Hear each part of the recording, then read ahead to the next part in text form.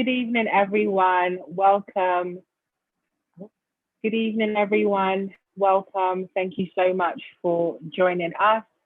My name's Barbara and Chumi for Stand Up to Racism. I'm going to give it a couple of seconds for people to come through to the webinar to get on the online link. We're very pleased to have you today. I'm also really excited to let you know that hashtag World Against Racism has been trending quite highly on Twitter today. So thank you to all the community activists, the local groups, our international partners. There was demonstrations all across the world today. And I think it's really great that we're showing a visible and vibrant movement against racism. So welcome to the hashtag World Against Racism online rally, marking UN Anti-Racism Day. UN Anti-Racism Day began after the Sharpeville massacre in apartheid South Africa in 1960. After immense struggle, that regime was brought down, and we're very pleased to have a former African National Congress leader joining us today. This year's UN Anti-Racism Day follows a year of immense struggle for Black communities and anti-racists around the world. The spectacular Black Lives Matter movement forced the world to confront the racism that still blights the lives of many today. It also played a divisive role in mobilizing the Black vote in defeating Donald Trump. COVID-19 exposed institutional racism in policing, health, and other sectors. This has led to disproportionately more Black deaths and infection in the US, in EU, and the Britain.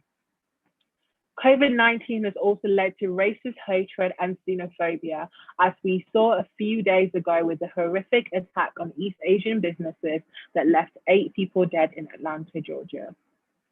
President Macron of France has mounted a huge onslaught on Muslim communities, and similarly, an Islamophobic campaign led to the banning of face coverings in Switzerland when they're vital for public health in the midst of a global pandemic.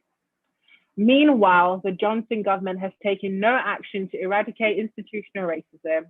Instead, it is cracking down on women and Black Lives Matter protesters while doing nothing to stop Vasco Rangers supporters and today's anti-lockdown process that were infiltrated by the far right.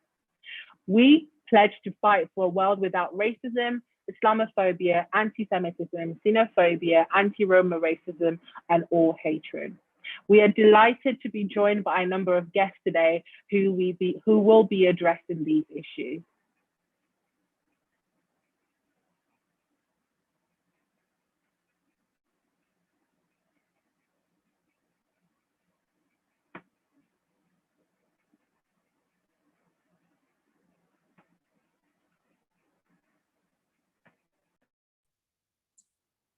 Brilliant. Thank you so much, Barbara. Like Barbara said, we've got a fantastic lineup for you today. But as Barbara said, COVID-19 has really caused so much loss this year, which would really be an understatement. So before we get started with this meeting, I'd like to invite Wayman Bennett, co-convener of Stand Up to Racism, to lead a tribute to those that we have lost. I want to say that it's my sad duty to send solidarity and condolences to 2 particular individuals. And we should be clear, when we talk about people who are leading, a leadership is not those people at the top. It is the women and the men who lead all the time against racism, Islamophobia, and anti-Semitism, fascism, and all forms of discrimination. And so I want to take a moment to remember Phil Boehm Jackson and Jerry LeCun. I want to talk about people like Phil. Phil died yesterday at the age of 53.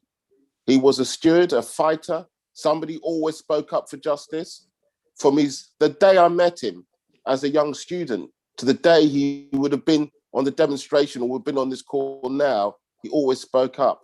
It is fitting that if you look at both Jerry and you look at Phil, it's Black and white people united to fight against discrimination. Oscar Wilde once said that people are either looking at the gutter, at the things that divide us, or looking up at the stars and trying to seize them. And I want to say that a life well lived by both Phil and by Jerry is important to us, because what it represents is a life that led to real changes and led to real fights. They fought against the BNP, the National Front, the English Defence League. They were internationalists. They stood against any discrimination that took place. I want to say that Stand Up to Racism spends its condolences to both families, to Chantel, to Milena, to Cuba, to the daughters.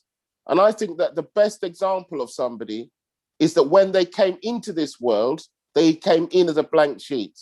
But when they left this world a better place. They left this world standing up for tradition, solidarity, and unity. And they'll be missed. They will be missed in a way every day. I know their families missed them, but they had another family, that international family that stood up against all the injustices in the world. We say to them that they will be missed and not forgotten. And every day we will rededicate ourselves to the struggle against those things that divide us. And we remember Phil, Byam, Jackson, and Jerry LeCun. We want to remember them, solidarity and unity.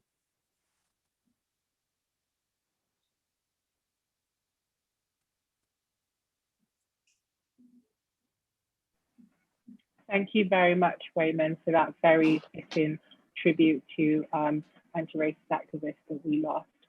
So I'm pleased to introduce our first speaker for tonight. Our first speaker is Mavuso Msimang, former underground leader of South Africa's political party, the African National Congress.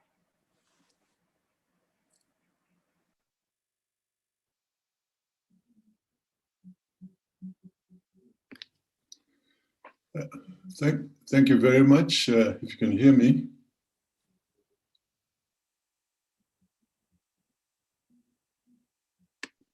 Yes.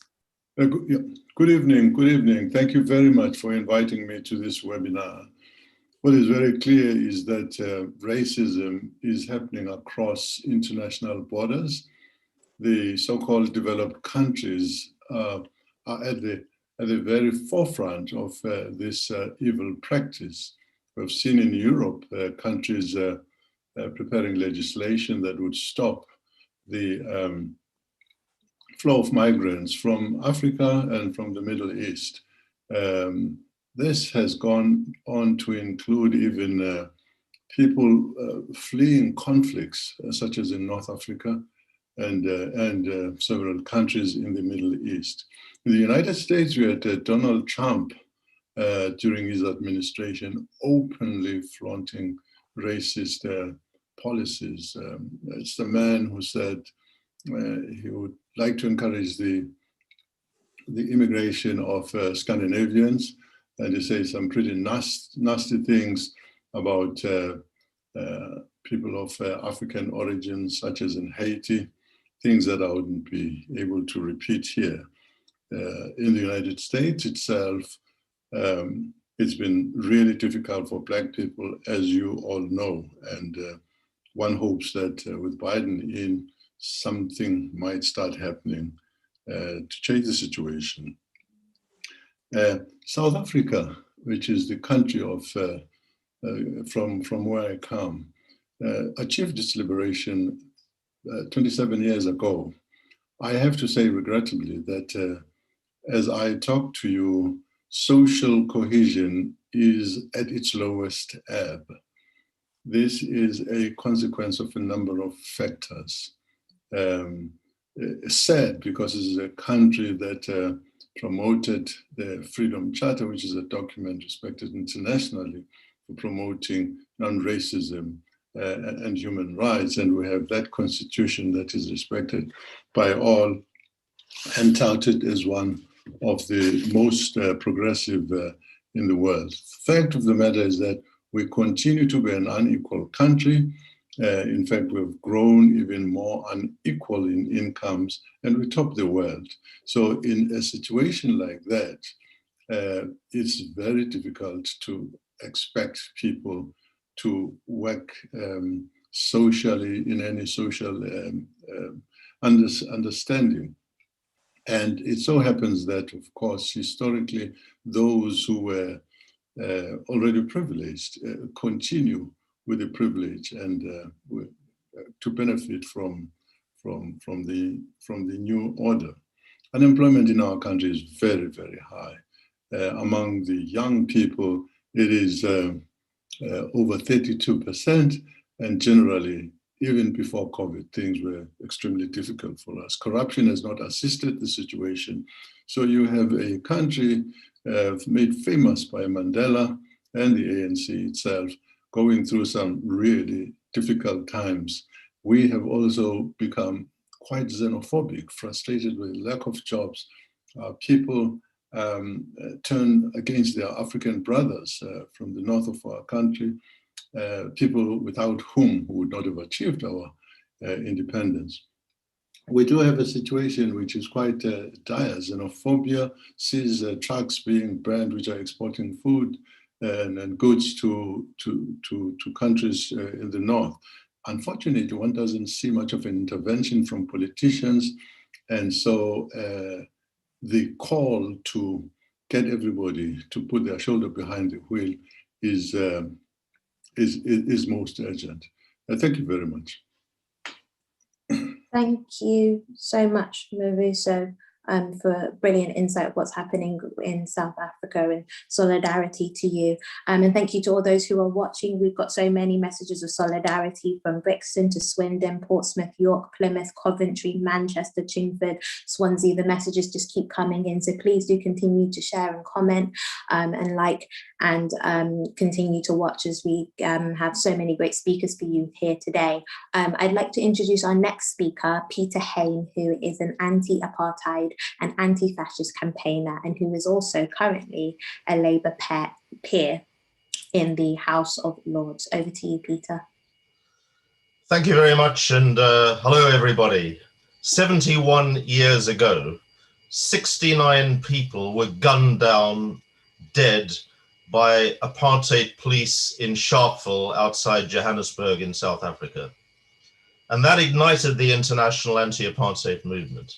51 years ago, protesters invaded rugby pitches and sports pitches across Britain to stop all white South African Springboks and sports teams touring by direct action.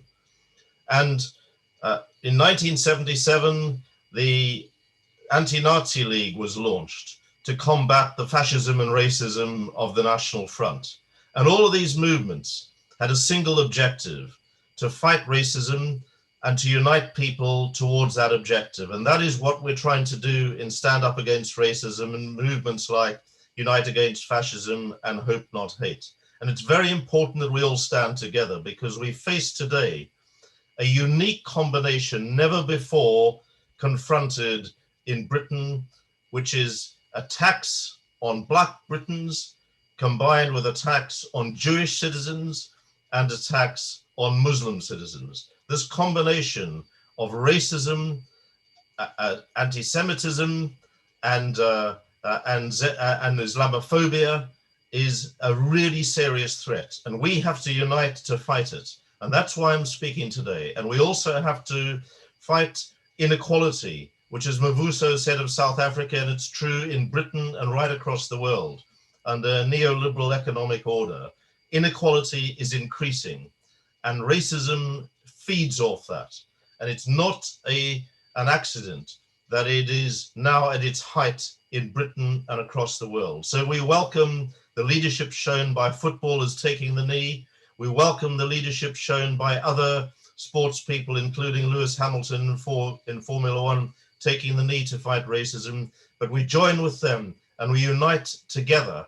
And whatever our differences we may have, politically and in other ways, we are united in fighting racism. And that is why I urge you to join us today and stand up and join all the activities, the length and breadth of Britain and across the world, to stand up to this evil and confront it as we did against apartheid, and we're victorious against apartheid, as one of the ANC's underground commanders, Mavuso Msimang, has just reminded us. Thank you very much and good luck.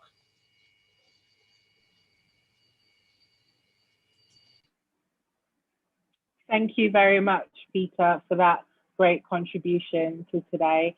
Our next speaker is Belle Ribeiro-Addy. Belle is a member of the UK's Parliament. Belle?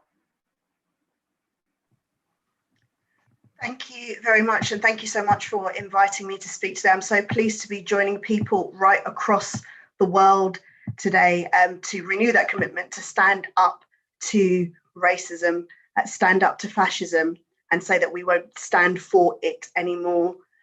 We've been through a tough past year with the coronavirus pandemic, and if anything, this has definitely showed us just how global we are, and how when we have to fight something, we have to do it collectively. We have to do it with our hands stretched right across the world. And we've seen just how the pandemic has disproportionately in this country impacted people from Black, Asian and minority ethnic communities, and just how much, even though, you know, when we look at racism, we think about the overt types of racism that still you know, happen today, all of those overt types of racism, but we look at now and seeing just how inequality and health inequalities and all the different inequalities can impact us, from our housing to our education.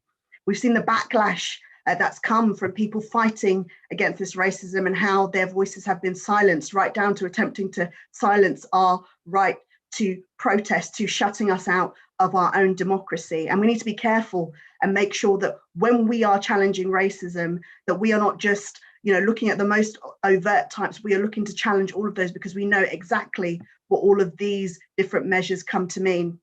We've also seen how easily it is, although, you know, through last year, through the Black Lives Matter protest, we saw people standing up and asking how they can be better anti-racist. We've seen just how much people can completely just brush the racism that we face aside, asking us, you know, why it is that we think that we are experiencing racism, and challenging the racism we face. We've also seen in this country, just as there has been a renewed kind of struggle against violence against women and girls, just how much Black and Asian women can be left out of this challenge, and just how much reminding us just how much feminism can sometimes be only geared towards fighting struggles for white women. And I have to remind everybody and everyone again and again and again that fighting racism is just as important to the feminist movement as it is to anything else. So just to say that today, as we all come together, as we renew our commitment to fight anti-Semitism, as we renew our commitment to fight Islamophobia, as we renew our commitment to fight anti-Black racism and all forms of racism, we have to remember that it's not just for ourselves to think we are not racist and to not engage in racist behavior ourselves. It is for us to actively stand up as anti-racists, actively challenge racism in every single form we find, in every single little corner of our society and our lives. And until we do that, we are not being the anti-racists that we claim to be. Thank you very much. Thank you so much, Belle, for those really powerful words. It's my absolute pleasure to introduce our next speaker, Frances O'Grady, who is the General Secretary of the British Trades Union Congress. Over to you, Frances. Thank you so much, and big solidarity to everybody joining us from the UK and around the world. And it's our opportunity to stand together to show we are against racism, against anti-Semitism, against Islamophobia. And listen up, Boris Johnson, because when it comes to your nasty policing bill, let's also affirm that we will stand by the Gypsy, Roma and Traveller communities, and we will not be silent when governments try to scapegoat minority communities for their own failings. So let's be clear, we stand against racism in all its forms. I also want to just affirm our friendship and our values, because we are proud of who we are. We are men and women from every race, every nationality, all faiths and none. And we are working people joining together in trade unions who kept this country going, who keep the world going, and we are proud of who we are. We are determined to take on the far right, and the TUC together, for example, with our friends in Germany, the DGB, Unite and IG Metall, we're working together to try and get agreements in multinationals to create fascist-free zones. But I also want to focus just on tackling racism, because in my experience, there's only one thing stronger than everyday racism, and that is everyday solidarity between working people. That's why we set up the Anti-Racist Task Group, led by the brilliant Patrick Roach, and also Gloria Mills from UNISON, and all union leaders playing our part. And we've got some really simple aims. We know we have to organise. Number one, we always have to organise, and particularly organise against insecure contracts, 0 hours, bogus self-employment, that Black and ethnic minority people are much, much more likely to be put on. And we've won this famous victory in the Supreme Court against Uber, who now, needless to say, are trying to wriggle out of paying their drivers at least the national minimum wage of, we're talking about £8.72 an hour, and they are trying to wriggle out of paying that from the moment that drivers log on. So we will keep fighting, and we will keep organising so that everybody has a secure job. And we've got to win agreements to stamp out discrimination in getting a job and getting promotion and opportunities to progress. And we are campaigning to close that race pay gap. Nearly 25% in London, the race pay gap. We want a new law that forces employers to publish that gap so we can blow the doors open and start tackling it. And I will say this to government, that they better think again. If they think they can get away with a 1% pay cap for NHS staff and 0 for social care, again, where majority, especially Black women, are more likely to work, they better think again. But just finally, I want to end with this, because it's important that the trade union movement leads from the front. And we know we've got to get our own house in order. We need to educate every member, every activist to feel confident to tackle racism. And we need to make sure that we've got leadership that looks like the world that we live in, as in all our glorious diversity. That needs to be happening at every level of the trade union movement. So thank you everybody for joining. Please join a trade union if you're not in one. Get active, get organised, and we will win. Thank you.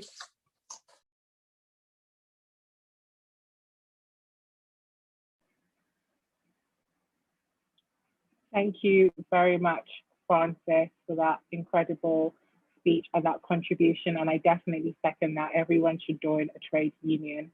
Our next speaker this evening is Neville Southall. Neville is a former Welsh international goalkeeper, and we're really pleased to have him here this evening. Good evening. Thank you for having me tonight. I am not the brightest person in the world, but I know what racism is. And I know what racists are. Racists are scum, cowards, and bullies. What we actually need is education, an ongoing education. We need a zero tolerance. We actually need some role models in this country, starting at the top. We haven't got a Prime Minister who actually does anything about racism whatsoever. He does nothing, he's not interested, and he's been racist in the past. We need good role models at the top, so we need to look at him and we need to get rid of him as soon as we possibly can. We've got Farage and Tommy Robinson who have divided the country with Boris Johnson, and he made it an us versus them country, and that's not right. We've also had Trump, and Trump has been horrendous for everybody, and he is another racist. The thing we've got to do as a sporting society is have a zero tolerance, and that means taking proper action. Black players shouldn't have to go on their knees to make a point. They should just be able to say the words, we have been actually insulted, and we should actually get on to the FA and put pressure on the trade unions, and all the government should be putting pressure on everybody that this is not acceptable. If somebody comes out on the pitch and says something racist, their club should be docked the points. If somebody in the crowd says something racist, their club should be docked the points. If there's a country that goes into a competition and the players have racist insults hurled at them, then that country should be thrown out. We should not have any racist comments in this country at all. We have to look at the media, because the media fuel that because they wanted Brexit. I played with some absolutely fantastic players from all over the world, and all they cared about was sport and playing the sport. Racists would find something else to bully people with, and that is the problem. That is the problem with racists, basically. They're cowards and they're bullies, so they look for a vehicle to find. And at the moment, because we have been divided, then they jump on the back of racism. But I'll tell you, racism will never win, because love will conquer everything, I think. And the love for each other and the multicultural Britain that we've got will grow and grow and grow. And that is the best thing we can ever say about Great Britain. It will grow and it will welcome people. How dare somebody suggest that somebody come from war-torn country should actually be moved to another country while they seek asylum? That is disgusting. We need to treat everybody with respect and dignity. It doesn't matter what colour you are or where you're from. If you can do the job and you're the best at the job, you would have that. So we have to create an equal opportunity, and we need a society that cares for absolutely everybody, not just a few, not based on the colour or the sexuality. We need a proper society. And to get that, we're going to have to get off our bums, and we're going to have to vote. I'm going to have to make the politicians work for us. Thank you very much for listening to my rant, and have a nice evening.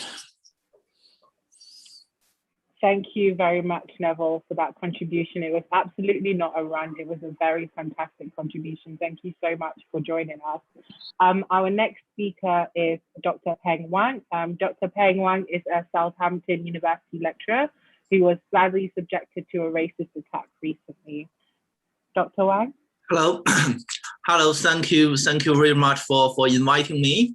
So I was the victim of a racist street attack last month in Southampton.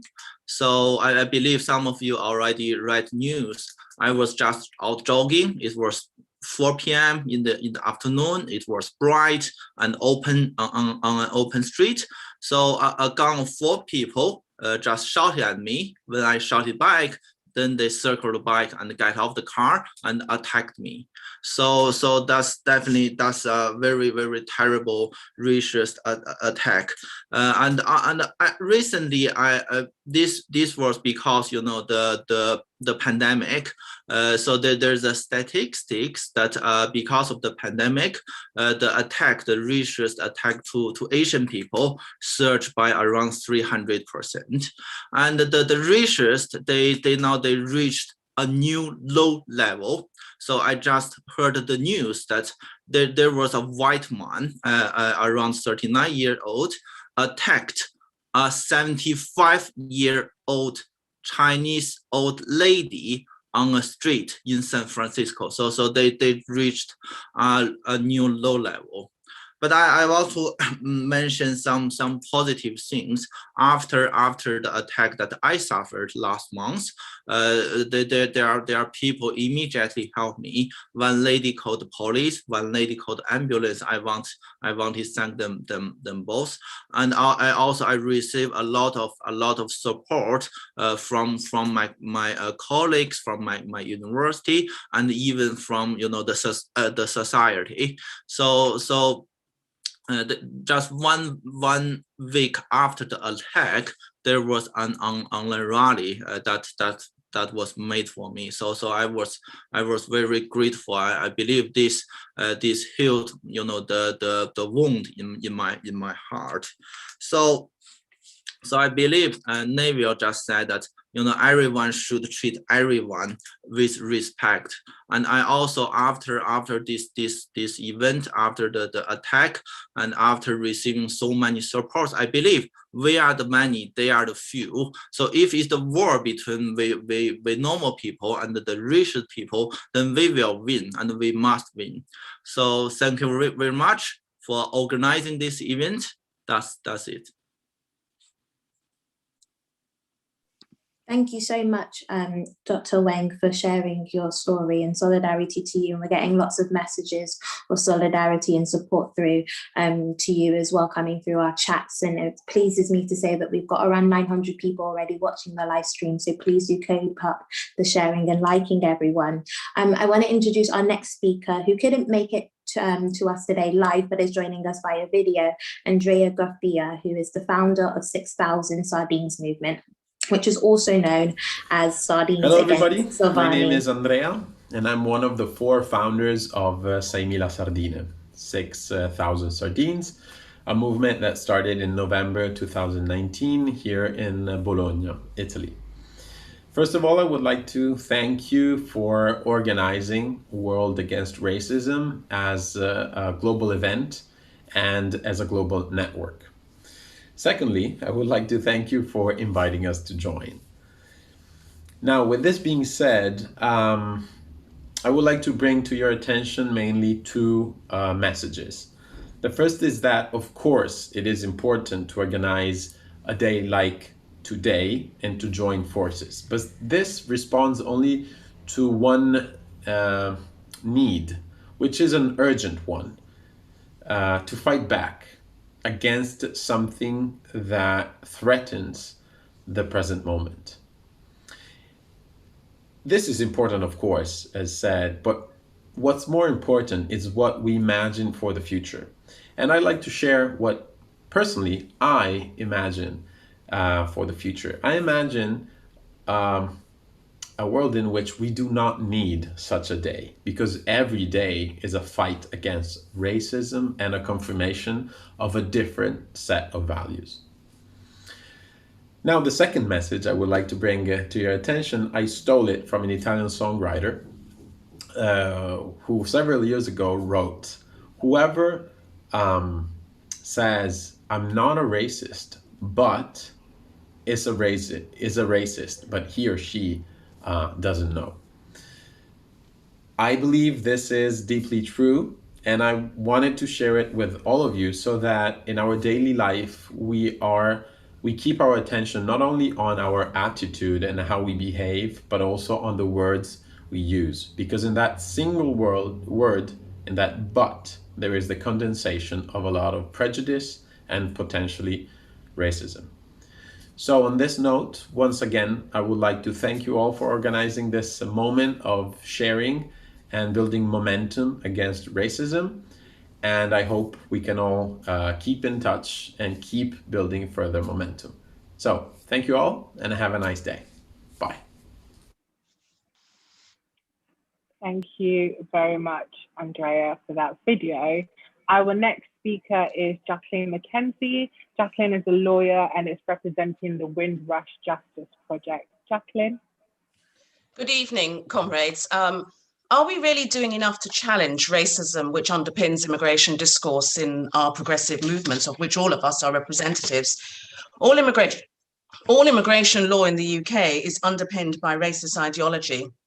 And we saw that more so with the changes in legislation which came to affect the Windrush generation and people who left their countries thinking that they were British citizens and found that there were gradations in that concept, in the same way the imposition of those laws affected people based on the gradations of their skin color. So even before Enoch Powell influenced the racist 1971 Immigration Act, stripping people of their rights of abode without their knowing, we actually saw 11 Labour MPs had written to Anthony Eden on the 22nd of June 1948, when the Windrush ship was about to dock at Tilbury, to suggest that it should be turned away because its inhabitants would bring racial disharmony. And we now know from the evidence that Eden actually gave serious consideration to that idea and wanted to send that ship to East Africa so that those people would work on a peanuts plantation. These were free men and women. This was Labour. This was 1948, over 115 years after the official end of slavery. And then we roll forward to the hostile environment, first coined by Liam Byrne, again Labour, in 2007, and ratcheted up by inclusion in the Tory Party Manifesto 2010, becoming official policy in 2012. This was a racist piece of legislation intending to make life as difficult and uncomfortable for people in the UK without status. Those go-home vans, which we've heard much about and you probably all saw, carried the same message of intent as go back to where you came from. It was meant to separate me from some of you and divide our communities. That same racist legislation was also used to turn huge swathes of our community into agents of the state. Schools, nurseries, employers, and doctors. Everyone was meant to spy on each other, to discover immigration status, promoting divisions in society. We now see a continued assault on the rights of people seeking refuge in the UK, with the latest ghastly, inhumane, and impractical plan to move people to far-flung countries, people seeking asylum. The UK does not have a problem with people seeking asylum. We had some 35,000 claimants last year. France had 154,000. Worldwide, there are 80 million people displaced, of which 26 million people are seeking refuge. Very few come to the UK. But politicians know this. We have a job to challenge accepted ideas by having discussions and action plans in our trade unions, not amongst the leadership. The leadership are mostly sound, but amongst the rank and file workers and within our organizations, so that we start to shift the anti-immigrant narrative against refugees, against people being deported, against EU citizens, and even against the Windrush generation. Because despite the general acceptance of their rights across the country, even now we're starting to hear people refer to them as greedy when they dare speak out against the flawed compensation scheme. We all have a role to play. Very few politicians and social commentators are speaking out enough on these issues, so that the main prevailing discourse is that of racist, anti-immigrant, right-wing media commentators and politicians. Our work must be constant and dedicated. We can achieve change. We remain a great nation with general acceptance of each other. We must pledge today to increase our efforts to work to counter racist, anti-migrant agendas, which for now appear to have the upper hand. In closing, I want to wish all of you solidarity, fighting for human rights and justice across the world. And I want to thank Stand Up for Racism for doing the work that it does. Thank you all. Brilliant. And thank you, Jacqueline, for joining us today and standing up the way you do. That was fantastic. I'd really like to welcome our next speaker, a very big warm welcome to Marwan Mohammed, who is a human rights consultant and former director of the Collective Against Islamophobia. Over to you. Thank you, Elizabeth. Hi, everyone. I hope you're doing okay wherever you are around the world. It's a pleasure for me to be here with you today and share maybe a few insights, a few comments on the situation in France. You've been following for the last few years the development of Islamophobia in France through discrimination cases and major political declaration demonizing and stigmatizing our fellow Muslim citizens. But it's past the textile discussion. We're not about like hijab controversies only. It's about discriminating systematically Muslim women getting involved into the studies or into the workplace or seeking any academic significant position.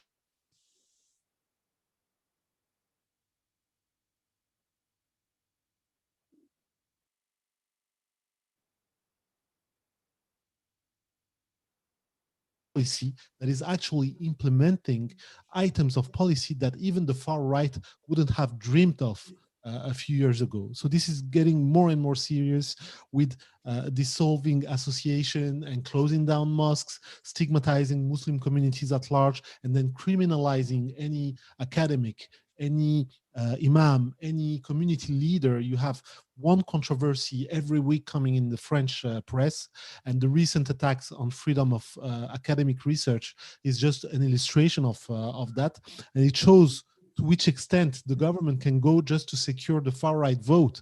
And it also shows that initially the scope of Islamophobia was to stigmatize the Muslims, to appeal to the far-right voters, but it's been used to demonize unions, to demonize student association, feminist groups, youth associations, and any left group, any progressive groups that was barring the way to the far right. So I would like to conclude with two remarks and recommendations. And I put a lot of responsibility on us collectively, because we wouldn't have reached this situation if we hadn't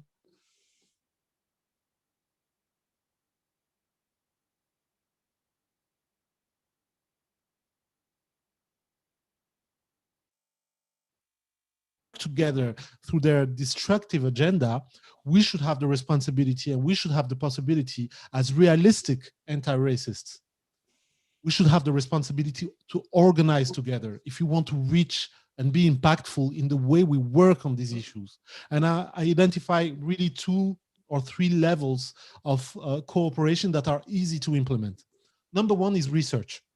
Our academics, our think tanks should work on common research to show what are the common dynamics, and if we see early signals of racism or systemic oppression, how this form of oppression is going to inform other forms of oppression across Europe. Because what we are going through in France is coming to you guys. It's coming to you in Italy, it's coming to you in Netherlands, it's coming to you in Germany, and even in the UK. So number 1, have common fields of research and coordination of research and information. Number 1. Number 2, express solidarity. The one most efficient campaigning tool that we had at our disposal in the last few years was your voices. So when we are in the media in France, the elites in France couldn't care less about the Black people in France or the Arabs or the migrants or the Roma communities, but they care about how they are seen in the UK, in the US, in Africa, wherever else in the world, because this image of Amélie Poulain type of France, romantic, progressive France, is damaged by reality. So the more you speak up, the more helpful it is to us and to our causes. And I imagine the same, having support from external forces outside of UK, outside of Italy, Germany, Africa, and South Africa, and so on, is helpful to you guys. So that's number 2.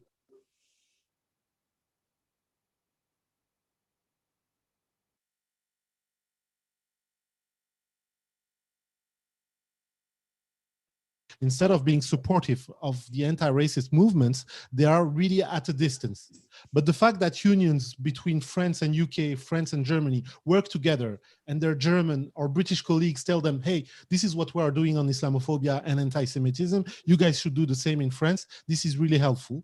Same at the municipal level, if the mayor of London is giving examples on how to address racism, Afrophobia, Islamophobia, or anti-Semitism, it puts a lot of pressure on the mayor of Paris to do the same. So these really small practical examples are just 3 directions that I would like us to explore together collectively if we want to really be serious about addressing racism at a global level. Thank you very much for your attention, and I hope to see you soon. Bye now. Thank you very much, Marwan, for that great contribution. Thank you so much for joining us. Our next speaker is Wayman Bennett. Wayman Bennett is co-convener of Stand Up to Racism. Wayman?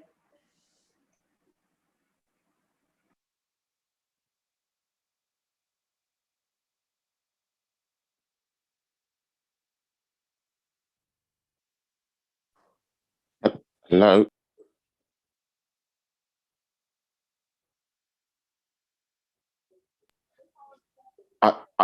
I want to start off by thanking all the previous speakers and giving international solidarity. I want to say that in this country, Priti Patel came here as a refugee. She's now put forward ideas that you'd send refugees to islands outside Scotland. She wasn't treated like that. And she hasn't, by the way, asked the Scottish if they want a prison camp set up there. That's not how you treat people that are refugees and asylum seekers. You say they're welcome here. And that is a tradition of stand up to racism. We have to say that at the moment, inside the UK, there's a policy, a bill that says that you're not allowed to protest, that they want to limit your rights to protest. We say kill the bill. We say the disgusting attacks by the police on Sarah Edward's vigil is something which is disgraceful. And part of our fight against racism, Islamophobia, and anti-Semitism is to fight for a world where people can stand up and speak for their rights. We're told that we need nuclear weapons to blow up China and to Russia in order to make sure that they can become part of the free world. I think you should practice that at home. We don't forget that Blair Peach lost his life fighting against the National Front. And by the way, we destroyed the National Front by uniting together to deny them the right of the streets. Imagine no Cable Street in this country. Imagine no Lewisham. Imagine the EDL had been able to march inside this country. The British National Party, a Nazi party, which said that it was going to come to power was dismantled by black and white activists, by struggles, by people taking to the streets. It is not extremist, as the Black Lives Matter movement proved to us, to take to the streets to demand that we get justice. George Floyd was murdered by the police for 9 minutes. We have the right to take to the streets 24 hours a day, 365 days a year. I want to say that on the 22nd and the 25th, we will be remembering his murder, and we'll be coming on the 22nd for a day of action. On the 25th, we'll be taken to the streets. And when they talk about immigration, we should never forget we've got immigration. Without immigration, we would not have the vaccine in Britain, which they put forward because it came from a Turkish and a Turkish refugee. We have to remember the 60 people that lost their lives inside Chartville, the children that took to the streets, lost their lives for fighting for a better world. Power concedes nothing without a fight, said Frederick Douglass. They divide each to conquer both. He talked about how racism was used to divide so that the people at the top of our society can benefit from the exploitation. Boris Johnson, the Donald Trump, they're of an ilk of billionaires and millionaires who don't care about us. And we have to remember our strength is solidarity and unity. We remember the people that have lost their lives because of COVID. We will not forget and we will not forgive. We will not forget that lives are saved by people coming together from all communities, and that's what makes a difference. So I want to say, join Stand Up to Racism, join our struggle, and make sure the leadership that's necessary to fight those people that try and divide us are defeated. Thank you. Thank you so much, Wayman. Always so powerful. I'd love to introduce our next speaker, who's absolutely fantastic, Emma, who is the co-founder of All Black Lives UK, a young and very vibrant movement against racism, which took to the streets last summer. So over to you. Thank you so much for having me. Thank you for everyone who's spoken so far. I've loved everything that everyone said. I'm Emma, one of the co-founders of All Black Lives UK. We are a youth-led Black liberation movement that started off after George Floyd's death last summer. Last year was very emotional and very, very tiring and heartbreaking for a lot of us, especially in the Black community, because of everything that we saw. And last year, it was very, very shocking to actually see how many people we could mobilize to fight against the racism that happens in the UK. I never knew that as a young Black woman, I could actually mobilize 40,000 people to get onto the streets of London and protest, and continue to do that for weeks and weeks and weeks. And I think that despite everything that has happened, all the heartbreak that we have seen, it feels comforting and uplifting to see how many people we have been able to mobilize in the last few months. And even though it took them so long and it took people so long, and to see all the horrific things to actually come out and protest, they still came out and people continued to do that. We have started we're planning to start protests again the last few weeks. We have seen the violence that the police have used against us. The police have recently targeted a lot of Black activists around the UK, including me, threatening us constantly. And it's just so disheartening at times to see how much you can mobilize, but there is still the police there upholding the white supremacy in this country and stopping us from fighting for our rights. And I feel like it is so important that we keep the momentum up that we have had ever since last summer to keep fighting this, because it's just not going to go away in one summer. You need to continue and continue and continue to fight it. And I think that it's so important as to why we should do more community outreach. We should speak to people who are close to us and mobilize so many people, because you may think that it's just one person that you're talking to, nothing can matter, but that one person will go to another person, who go to another person, who will go to another person, and mobilize everyone. So yeah, that's all I have to say. Thank you for having me.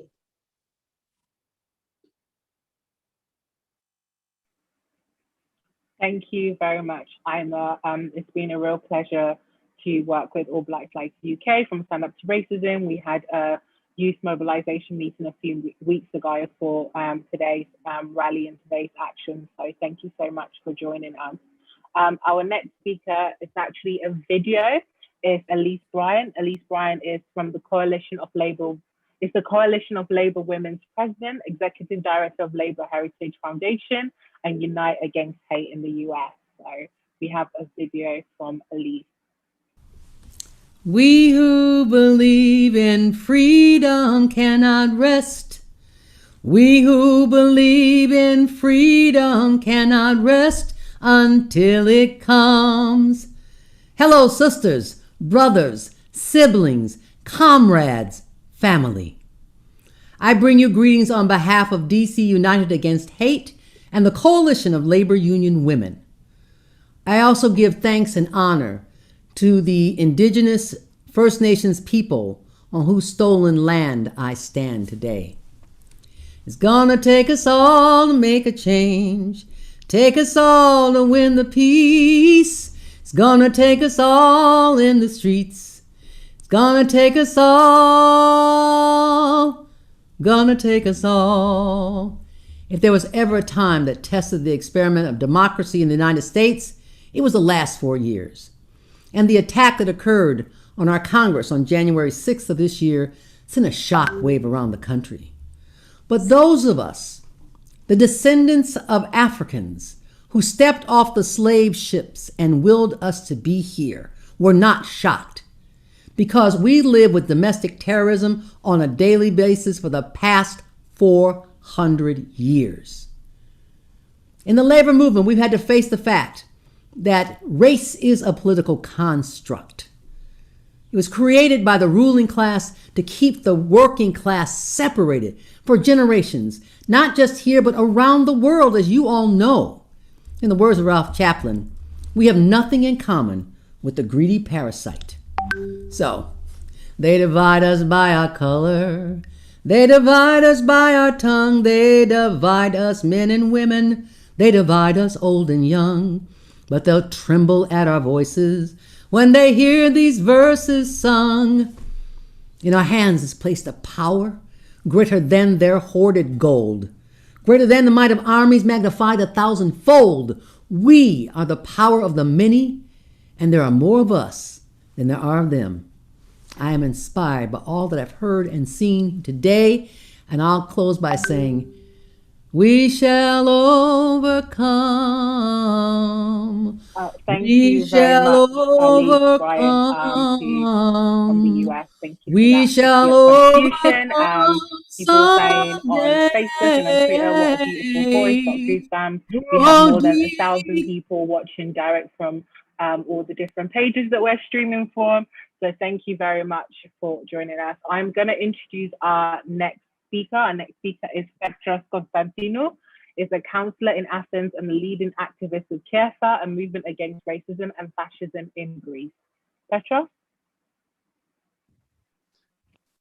Okay, first, thank you very much for inviting me. Greetings from KEERFA and the Greek anti-fascist, anti-racist movement. Today, during the International Day Against Racism and Fascism, thousands demonstrated in the streets of Athens. They were working class people, trade unionists from hospitals, from the schools. But most of all, it was an impressive presence of refugees from camps, women from Cameroon, Congo, and Africa. There were Syrian and Iraqi refugees, and thousands of young workers from Bangladesh and Pakistan. It was really a celebration in the streets of Athens. We face a government that is murdering people by the way that they are managing the pandemic, but also they are murdering refugees at the border. They are drowning refugees in the Mediterranean Sea with the European Union, with the Frontex. They are putting thousands of migrants in detention centers for nothing. They are not criminals. The real criminals are those who are bombing their countries. And this is what happened today. Today, it was an explosion of anger of all these people. The demand is very simple. Open the border, bring the refugees in our neighborhoods, give them freedom of movement from the islands where they are isolated, give them asylum and paper. And it is a shame because the United Nations are celebrating the 21st of March in memory of the of those who were murdered in Sharpeville. Those people, they fight against apartheid, and the apartheid is now in front of our eyes in the Greek islands, in the camps. So it is necessary to fight and give hope to the millions of people who are looking for that. We are very proud that in Greece, last year on 7th of October, 100,000 demonstrated outside the court when the court was announcing the decision for the new Nazis of Golden Dawn. That Nazi organization has finished. 40 members of them, they are in prison, and also their leader. It's an astonishing victory of unity, of working class action in this country, and of systematic anti-fascist action for years. So we're very powerful.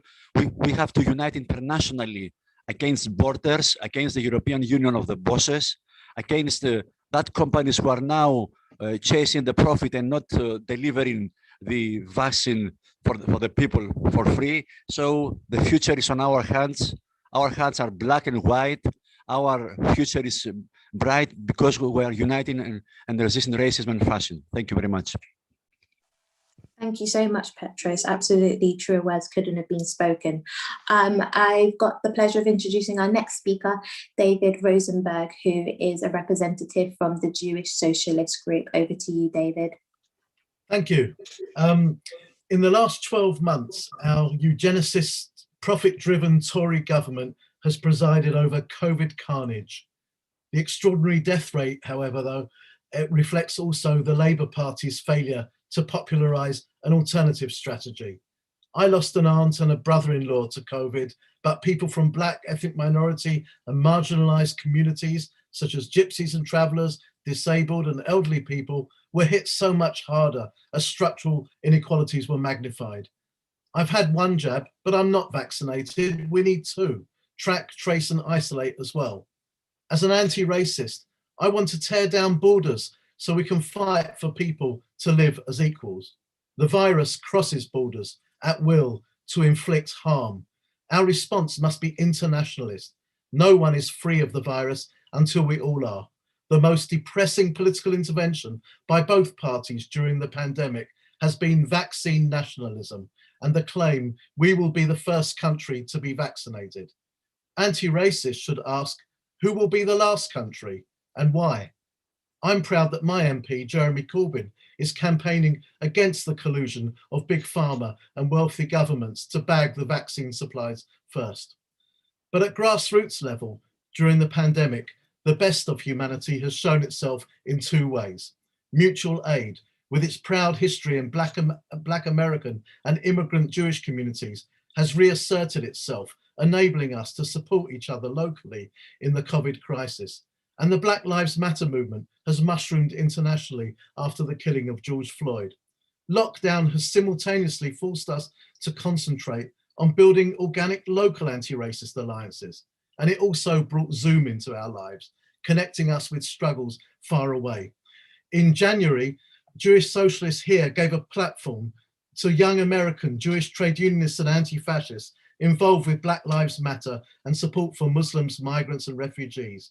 We are witnessing the strongest Jewish campaigning against US state racism since the 1960s. And they are fighting anti-Semitism too, in a country where Trump's Proud Boys display shirts with 6MWE, 6 million wasn't enough.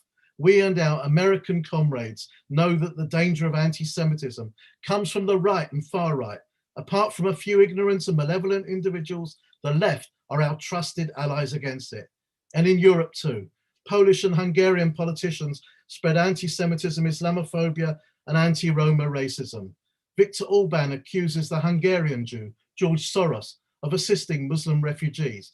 There are Jews in Hungary who assist Muslim refugees, and we are proud of them, as we are of all Jews, whether in Budapest, Washington or Jerusalem, who refuse to be enemies of Muslims and refuse to tolerate racism against any target. Solidarity.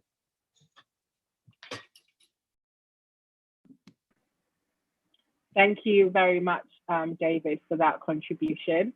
Our next speaker is Halima Begum. Halima Begum is the Chief Executive of the Runnymede Trust, a race equality think tank. Halima? Thank you so much for that introduction. And I'm sure, like everyone else here today and everybody else who's watching today, I'm feeling quite emotional, particularly hearing from the previous speakers around the collective experience of racism and still having to organize and lead while we experience racism as Black and minority ethnic people. So excuse me if I sound a bit emotional, it's my daily life as we work on anti-racism every day. I'm speaking to you from a city where, as a young girl in Brick Lane in Tower Hamlets, my family was spat upon by the National Front. I speak to you from a city where in 1991, I was physically assaulted when I was demonstrating against the election of Derek Beacon in the Isle of Dogs, which was my democratic right to do so. I'm speaking to you from a city, which is a city of London, where our Prime Minister feels he can insult Black people and Muslim women at the word go, and there's no sanction to that. So the work of racism and anti-racism is far from undone. We have a fight ahead, and we have a fight ahead that's going to last this generation. It's a fight of the history as far as I can see. Why is it the fight of our history? Well, because in 2020, and 2020 is not, as somebody else was saying, it's not shocking to Black people who experience racism, but certainly it was shocking to the rest of the world to see a Black man murdered slowly in real time for 9 minutes in front of the world's media. Why was that even possible? Well, that was possible because a police officer, a white police officer, felt he could do that because he had the collective confidence of an institution that allows that to happen. He didn't do that because he was individually racist and he thought he could get away with it. That's just a bad apple. He did so knowing that he had the full collective might and accountability of an authority like the police system on his side. Now, that's what we're dealing with at the moment. We are not dealing with a few bad apples in the system. We are not dealing with individual acts of racism where I unlearn my racism and you unlearn yours and we all live happily ever after. We know that's not going to happen. We've had children now who are now saying, we've had anti-racism work for 50 years or longer. Why are we still witnessing the murder of Black and brown brothers and sisters? Well, the reason why that happens isn't because I have to unlearn my racist behavior and you have to unlearn yours. It's because it exists in the system. Now, here's what's worrying. I now speak to you as the director of the Runnymede Trust. The Runnymede Trust was set up in 1968. That's the year that Martin Luther King was assassinated in America. That's also the year in which Enoch Powell, National Health Minister, gave his Rivers of Blood speech on the streets of London to incite hate against our communities. Now, this is what really worries me in 2021. I see the politics of the right wing, the far right, creeping into the mainstream politics. And this is what's so worrying. So while we all talk about, well, hey, guess what? We're not really being beaten up in the streets. Nobody is calling us the P word or the N word. Never mind that. But Black women are 4 times more likely to die from childbirth in the UK. This is a country which has the NHS, the most maturest public health system I can imagine, where Black women are 4 times more likely to die at childbirth. Now, if that isn't structural racism, what is? Now, this is what we have to dismantle. This is what we have to deal with in 2021. Now, I know when you hear me speak, you think, oh, there's a lot of emotion there, there's a lot of anger there. Yes, of course there is. We have been angry for decades. I want to stay angry. There's nothing wrong with being angry because actually I don't want to tolerate a single Black death in police custody. I don't want to tolerate a single Black young person who's excluded from school because the teacher has very low expectations of our Black students. So stay angry, but work with that anger, organize.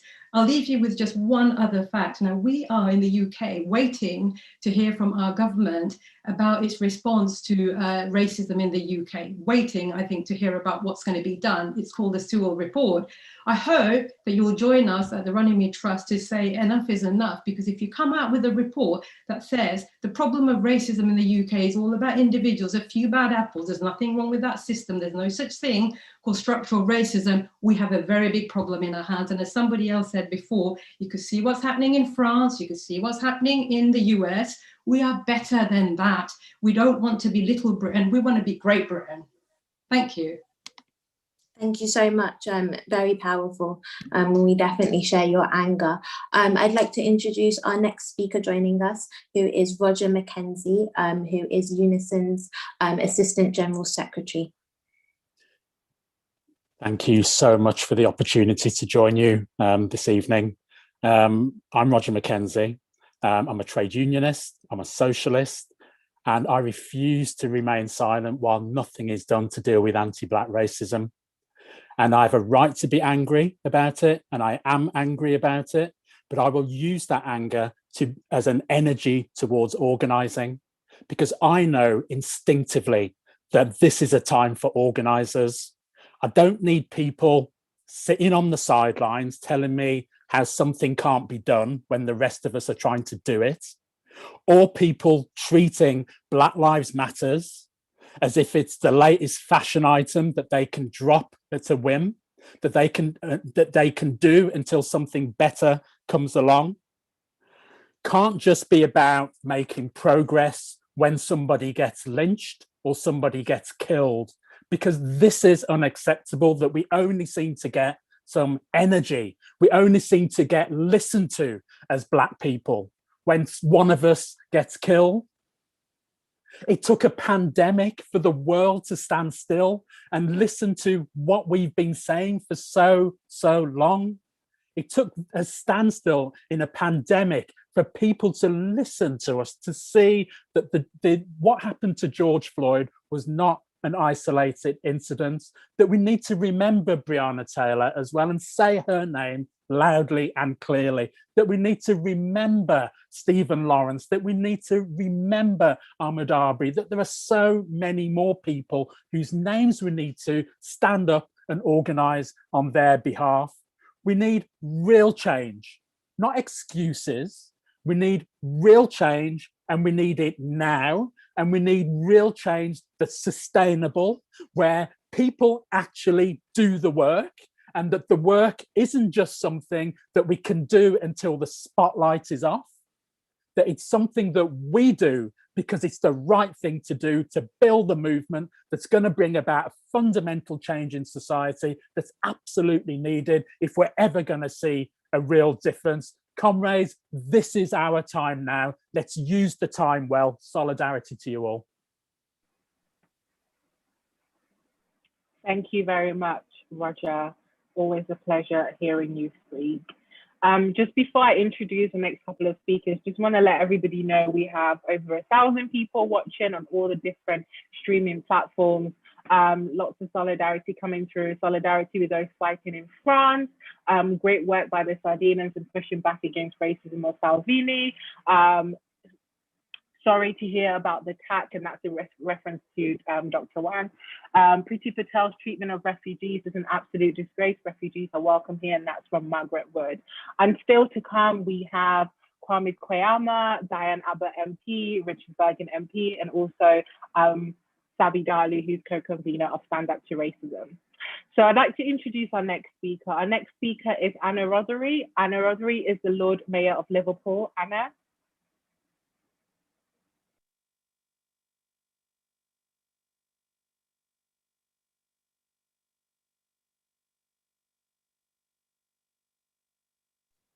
Can't hear I'm Anna. sorry, Anna, we can't hear you. No, we still can't hear you. No. Shall we take someone else whilst you sort? Okay, well, Anna's gonna sort out her technical issues, and then we will have her back on again. So I will pass on to Elizabeth to introduce our next speaker, and then we can try Anna again. Thank you so much, Barbara. Hopefully we'll get Anna really soon. But it's a pleasure to introduce our next speaker, Patrick Roach, who is the Teachers Union and the NASUWT General Secretary. So over to you, Patrick. Thank you, Elizabeth, and good evening, colleagues. We stand together today in solidarity.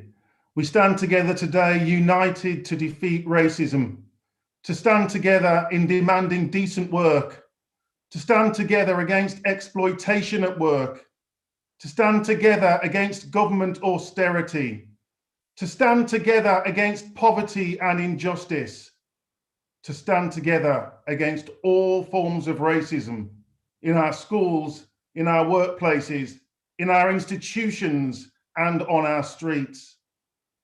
We don't need more research to teach us the facts about racism. We don't need pious platitudes from the government. We don't need more excuses. We need action. And nothing will stop us. Nothing will stop our movements in the fight against racial injustice. The government has seen the evidence of racism, but nothing's been done. The government has made all the promises, but still nothing's been done. So now it's time to do something ourselves, and we have to organise. Ours is not the struggle of one day, 1 week, or 1 year. Ours is the struggle of a lifetime. Racial justice must be front and centre of our organising, our lobbying, and our campaigning. And the NASUWT and our trade union movement will never stand by whilst racism exists and where white and black communities are pitched against each other. We will never be bystanders. So we must stand together to call out systemic and institutional racism. We must stand together to oppose attacks on our democracy, on our right to organise and our right to protest. And we must stand together to call for an education curriculum that teaches about Black history and that teaches about the historical injustices that drive structural racism. And we must stand together to call out this government to demand health justice, climate justice, economic justice, racial justice. Colleagues, solidarity forever. Thank you.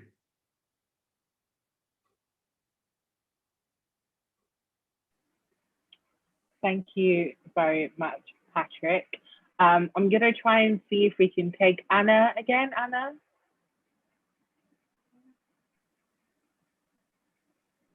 Okay. I think we can move on. Maybe we'll try Anna again in a bit. Our next speaker is, and it's my pleasure to introduce Sabi Dalu, who is the co-convener of Stand Up to Racism. Sabi? Thank you very much, Barbara. I want to start by saying thank you to all of our speakers, all of our local groups, all the trade unions, community groups and faith organisations, and everyone around the world that has made World Against Racism, today's day of action, such a tremendous success in such difficult circumstances, because obviously COVID-19 has just cast a shadow on everyone for over a year now. So amazing, well done. We trended on Twitter in Britain, so that was obviously very fantastic, and thank you again to everyone. So COVID-19 has exacerbated racism in so many different ways. So COVID deaths, infections, and the economic impact of COVID has disproportionately impacted on African, Caribbean, Asian, and all minority ethnic communities. And we also saw that disproportionate impact and that context lead to the Black Lives Matter movement, which was obviously ignited by the killing of George Floyd. And I think we can say that it's also led to an intensification of the struggle against racism. We've seen more people wanting to get active and get engaged, and that's obviously excellent. And that Black Lives Matter movement ultimately led to the defeat of Donald Trump, which was a huge victory for anti-racists across the globe. We've also seen racism towards Chinese and East Asian communities being whipped up, with which we saw very starkly illustrated with the hatred and the murder of 8 people in Atlanta, Georgia, a few days ago. We've also seen racism and Islamophobia used as a weapon of mass distraction. So Trump's attacks on BLM, Macron's attacks on Muslims, Switzerland's banning of the niqab, and Johnson and Priti Patel's attacks on refugees have all coincided with a rise in COVID deaths and infections. We've also seen a growth of the far right and fascism and anti-Semitism during COVID over the last year, which we saw illustrated in the Capitol Hill demonstrations with people wearing Camp Auschwitz t-shirts. And we've seen the far right infiltrating anti-lockdown protests, as we saw today. We've seen swastikas graffitied on the Sikh Gurdwara in Gravesend, and also shops in Scotland owned by Muslim people. So I think today we pledge to unite against fascism, racism, Islamophobia, anti-Semitism, xenophobia, racism towards Roma and traveller communities, and all forms of racism. And we ask you to join us from the 22nd to the 29th of May this year in the Week of Action, marking 1 year on from the killing of George Floyd. We say Black Lives Matter. We demand justice for Mohammed Hassan and all those who were killed in police custody or as a result of police contact. We demand justice for Stephen Lawrence because some of his killers still walk free. We demand justice for all those killed in racist attacks. We say no justice, no peace, solidarity, and join us in the struggle against racism. Thank you. Thank you. Thank you so much, Sabi. Fantastic, really brilliant, and really encompasses what we're trying to do here with Stand Up to Racism. I think we're going to call in our next speaker, who is going to be Richard Burgon, who is a member of the UK Parliament. Over to you, Richard. It's a pleasure to have you. Thank you very much, and good evening, everybody. In my 3 minutes, I want to make 3 very quick points. Firstly, the crisis we're living through has not only shone a spotlight on every pre-existing inequality, it has deepened them. We know that the poorest sections of society have been hit hardest by this crisis, with Black communities hit disproportionately affected because they are more likely to live in overcrowded housing, work in more insecure jobs, and have frontline jobs that can't be done from home. This crisis should be a moment for unity. But as the health crisis turns into a deeper social crisis, the government will seek to divide and rule, to shift the blame, and far-right forces will exploit that, targeting Black, Jewish, and Asian people. So the fight for equality and anti-racism must be at the core of our response to this crisis. My second point is on the need to defend civil liberties. The economic crisis will lead to widespread opposition. That's why the government is clamping down on civil liberties and the right to protest. The draconian bill currently going through Parliament affects everyone. The more the right to oppose the government is restricted, the more the government will get away with its attacks on the vast majority. But this clampdown on civil liberties will target those already affected by widespread racism in our criminal justice system. The terrible bill gives the police yet more stop and search powers and criminalises the Gypsy, Roma and traveller communities. We need the largest opposition possible to defeat this draconian bill. And my final point relates to the decision this week of the government to launch a new military strategy with billions more on nukes and billions more on other military spending. Of course, all at a time when we're told we can't afford a proper pay rise for nurses. Now, we know from our own history that racism has always been used to justify colonial expansion, war and conquest. And state-sanctioned Islamophobia over the past 20 years was used to justify wars in the Middle East. So I fear this more militaristic agenda will come with a greater demonization of people. And with the military pivot to Asia and increasing rhetoric against China, I also fear that we're going to see a rising wave of attacks on Asian people, as we saw in those horrific racialized, misogynistic murders this week. So today and always, let's resolve to make racism history, and let's live and fight for the principle put so well by poet, thinker, and revolutionary Jose Marti, who memorably said, "Humanity is our homeland." Fantastic. What a brilliant quote to end on. Thank you so much, Richard, for joining us. It brings me great pleasure to introduce our next speaker, Talha Ahmad, who is the Vice Chair of Stand Up to Racism and is representing for the Muslim Council of Britain. It's great to have you. Assalamu alaikum, everyone. It's a great privilege to join this wonderful line of speakers on this very auspicious, a very important day. And of course, to join all these people, all the comrades who has joined us to watch from different platforms. Time is, of course, very short, and so I will try to be short and sweet. The three things that I would invite everyone to reflect on. We had the pandemic, and the first lockdown was almost over a year ago. And what this pandemic has shown is the inequality that exists in our society, and how that inequality actually results in terms of losing lives, as so many working class and people from minority ethnic groups has seen over the last year.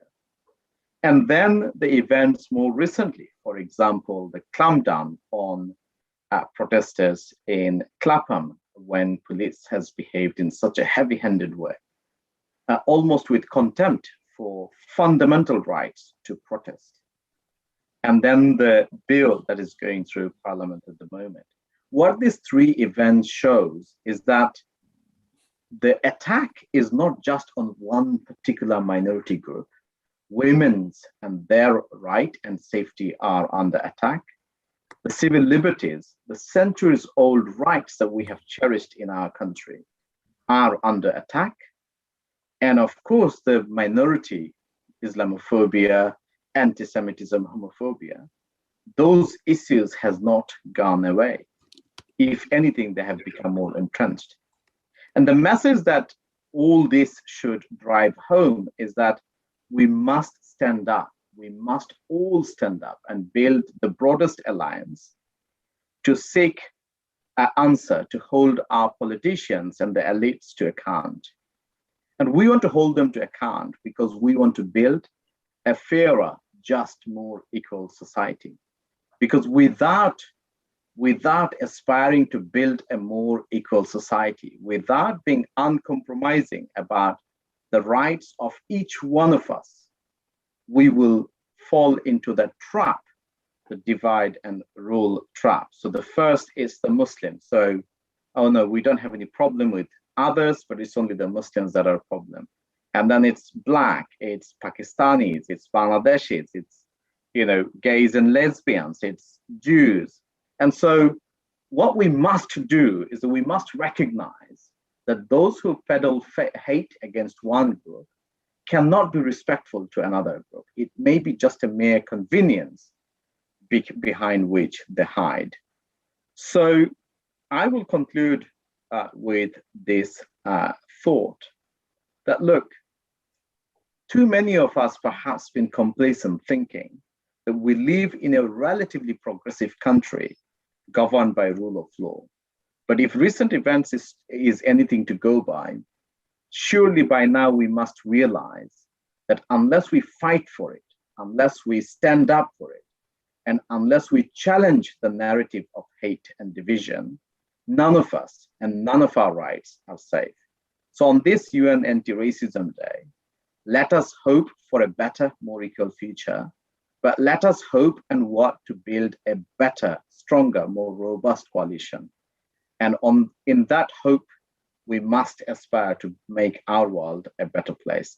Thank you once again for listening. Thank you once again for participating. And thank you to the organizers, this wonderful platform of Stand Up to Racism. And I'm so proud to be part of the leadership of this group. Thank you once again. Thank you very much, Tala, for joining us and for making that contribution. I'm going to take our next speaker. Our next speaker is Reverend Kobe Little, who's the president of Baltimore City NAACP. Reverend Kobe. Good greetings to all of my sisters and brothers participating in this important Stand Up Against Racism event. I'm delighted to be a voice among the chorus of voices on this day of UN commemoration to speak out against white supremacy and racism and to discuss all that we're dealing with here in the United States. So I guess first I would like to say that we stand in solidarity with the sisters and brothers of the Asian American and Pacific Islander community in the face of the terrible violence that we've witnessed in Atlanta, Georgia. We stand against Asian hate. It must stop. We stand against white supremacy in all of its forms and manifestations. But I think it's important for us as global citizens to not only raise our voices against white supremacy, raise our voices against racism, raise our voices against hate, but we must also stand in solidarity with one another, recognizing our obligation as global citizens to speak even when the countries that we live in don't speak, to see our sisters and brothers around the world as deserving of all of the rights and privileges, deserving of all of the love as any other human being anywhere else in the world. And in order to do that, we must see the nexus between structural inequity and white supremacy and how they breed a culture of hate and division. And so today, not only do we stand in solidarity with all of you, not only do we stand to say stop Asian hate, not only do we stand to say that Black Lives Matter, but we also stand to say that workers must be allowed the right to unionize, workers must receive the protections that they deserve, and that we must put an end to structural inequity that allows just a few people across the globe to control the vast resources of the world that we live in. And so today, after we leave this event, we'll be participating in the rally behind us and march behind us to call for Amazon workers to be able to unionize, to receive the protections that they need. We can't go into the era of technology and bring with it the divisions and the oppressions and the violations of rights of the 19th and 20th centuries. We must stand together against hate. We must stand together against hate. We must create a world without racism.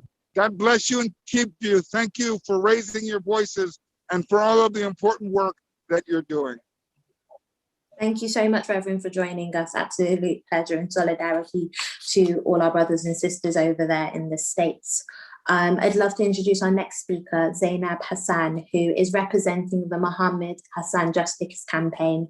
Now, Mahmoud Mohammed Hassan was a 24-year-old Black British man that people may have heard of, who tragically died on the 9th of January this year at his home in Cardiff after being released from police custody earlier that day. And Zainab is here to talk about that. Yes, hi, good evening. Thank you for having me on this lovely platform with all these people. It's amazing. Thank you very much for giving me the opportunity. I would just like to say a little bit about what my family have had to endure since January when my nephew Mahmoud passed away.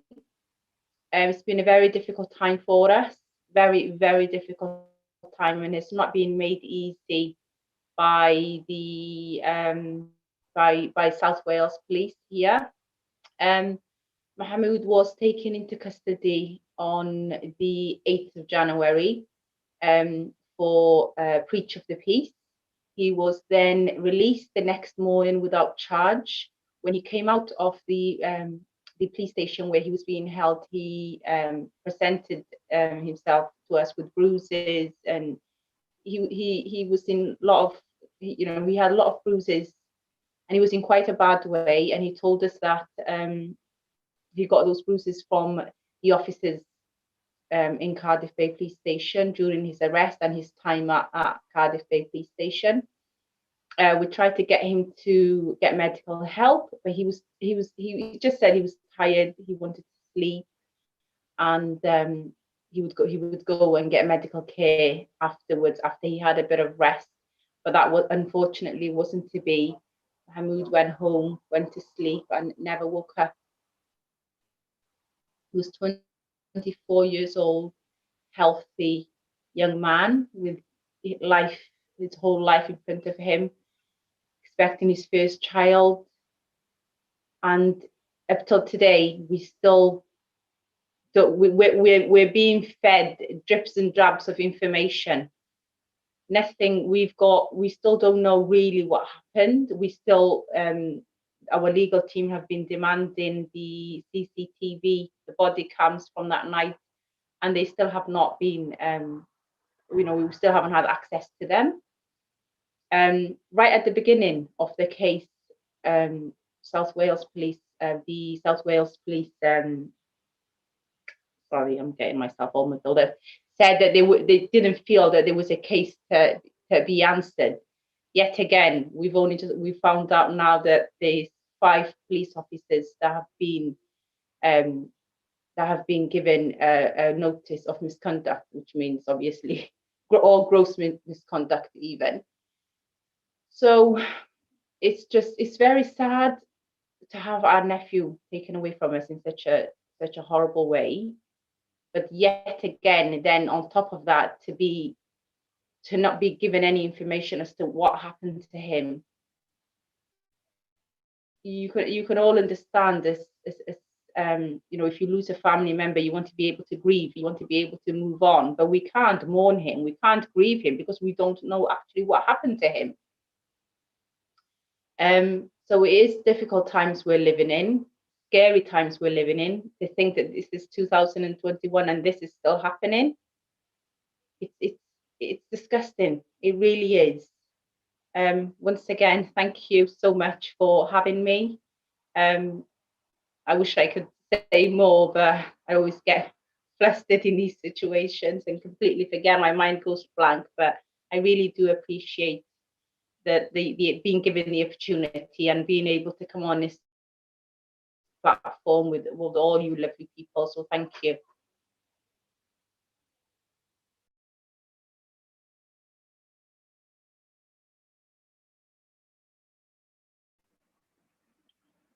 Thank you very much, Zainab, for coming and talking about Mohammed Hassan, and we'll continue to remember him, and we'll continue to campaign for the truth to come out and for justice for you and your family. Thank you very much.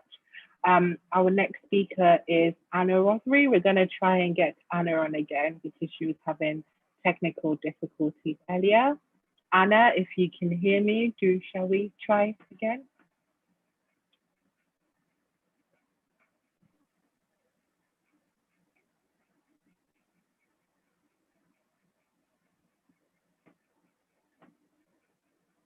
Okay, can't hear you.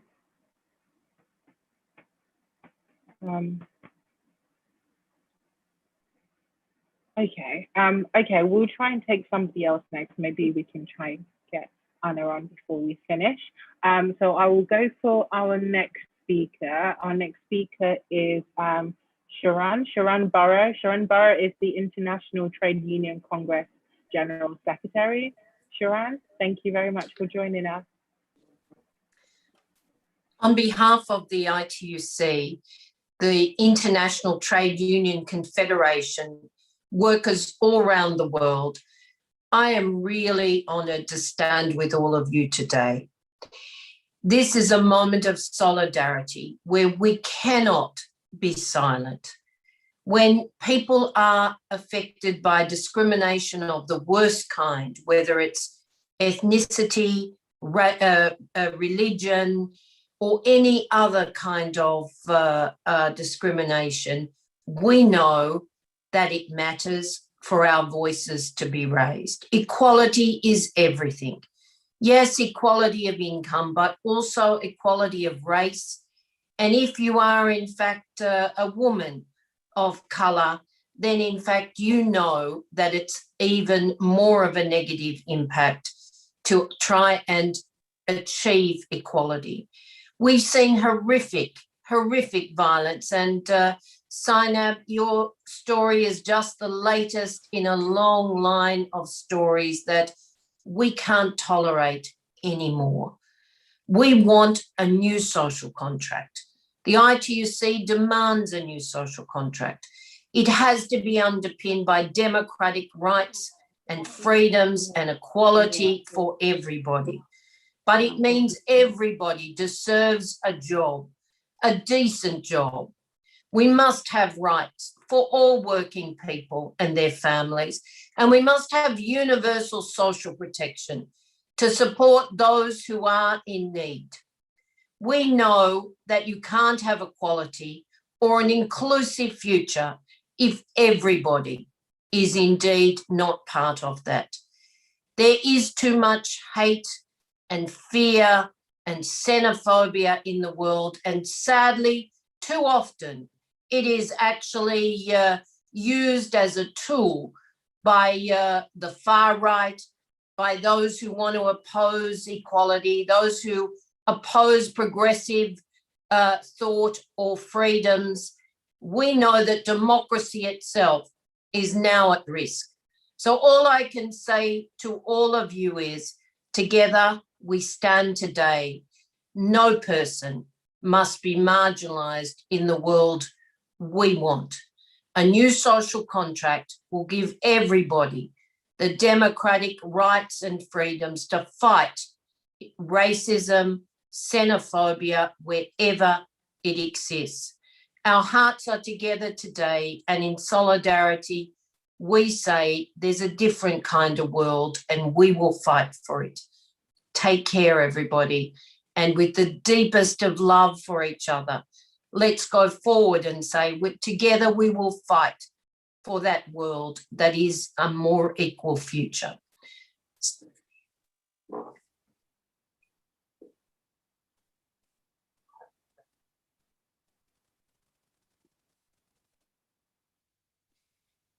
Thank you so much, Sharan. Absolutely. We are so pleased to have you here and share those words of solidarity with us. It's always an absolute pleasure to have our next speaker, Kwame Kwei-Armah, who is an actor, playwright, director, singer, and broadcaster, jack of many, many trades. And it's a pleasure to have you, Kwame. Thank you so much for asking. It's wonderful to be here. It's wonderful to listen to all of the other people who have come to opine and celebrate and remind us of why this day is an important day.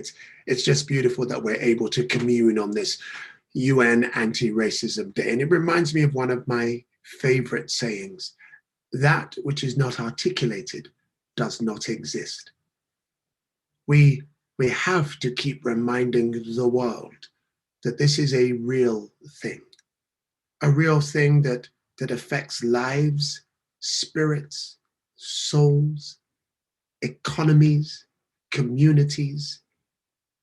And if we don't shine the light on anti-Black racism and racism in all its pernicious forms, we will all suffer.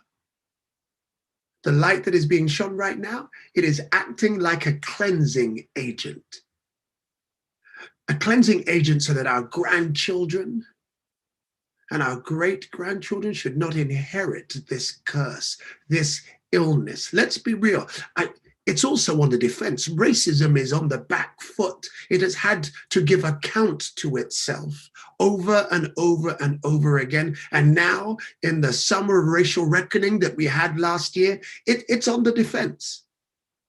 And I say it is up to us, our generation, to finish the job. So thank you for inviting me to give these very brief thoughts.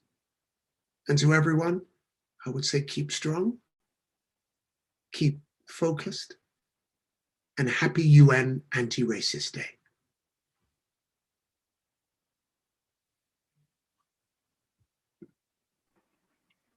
Thank you very much for that contribution, Kwame. I guess that we're coming to somewhat of a close of today's rally. So thank you so far to our excellent speakers. I'm just checking to see if we can get Anna in, but I don't think we're going to be able to. So I'm going to go to our last and final speaker for tonight. Our last and final speaker for tonight is the wonderful Diane Abbott MP. Diane is the president of Stand Up to Racism, and like I mentioned earlier, member of the UK Parliament, and it's always a great pleasure to have Diane close our rally. Diane?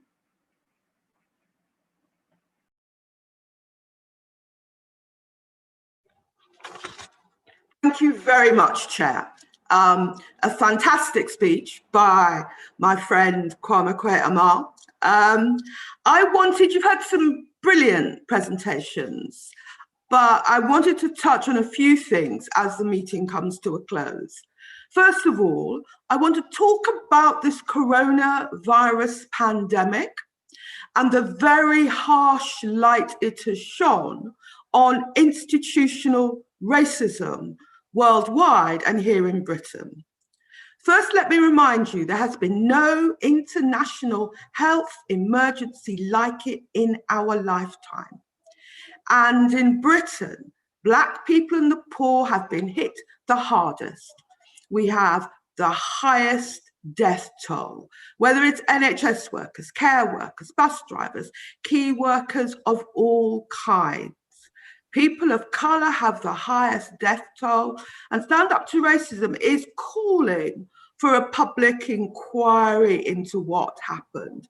But we know that the death toll reflects not genetics, not bad luck, not some quirks in the system. The death toll represents institutional racism, the institutional racism that Tory ministers continue to deny exists. I also wanted to talk about the challenges facing us at this time of the racism of the institution, whether it's education, Black underachievement, particularly Black boys, issues about decolonising the curriculum, whether it's employment, more Black people are on 0 hours contracts. Overall, we're lower paid than white workers. Whether it's the long-standing institutional racism in policing and the criminal justice system, and I think it's very sad indeed that the current Commissioner of the Metropolitan Police continues to deny that institutional racism exists in the police. And of course, there's the racism in our immigration and asylum system. I think many people who might not have accepted what some of us have been saying for so long about racism in our immigration system were shocked and forced to think again by the Windrush scandal.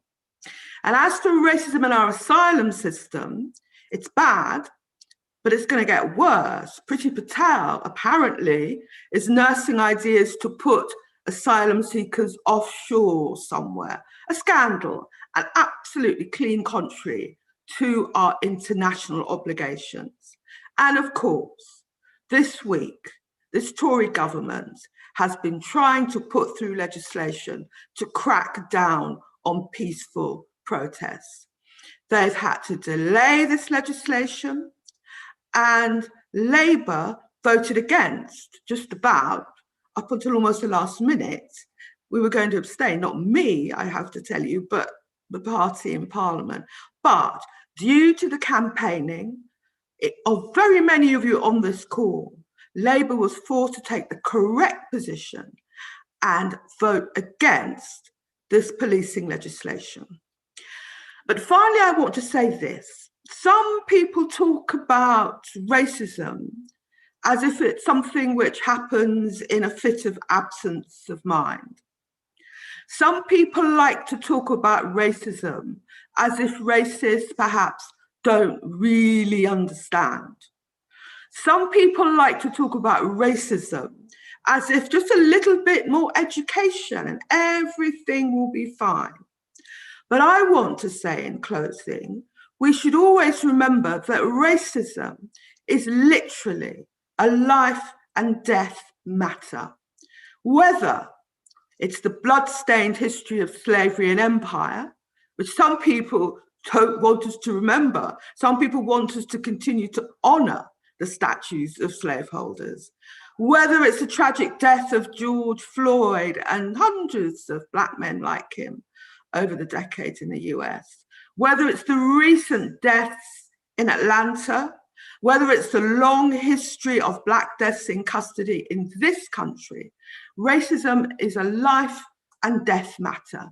And if we didn't understand it before, we understood it seeing the death toll of Black and minority ethnic people in the coronavirus pandemic. So because it's a life and death matter, because it's about our future, our lives, and the future of our children, we have to come together to learn from each other, to stand up for each other, to stand up to racism. There is no more important cause. Solidarity to you all. Thank you very much, Chair. And thank you, Diane. What a way to end this absolutely fantastic rally. I want to thank all our speakers for their brilliant words. It's been so touching and inspiring. I want to thank my co-chair, Barbara, for such a brilliant job.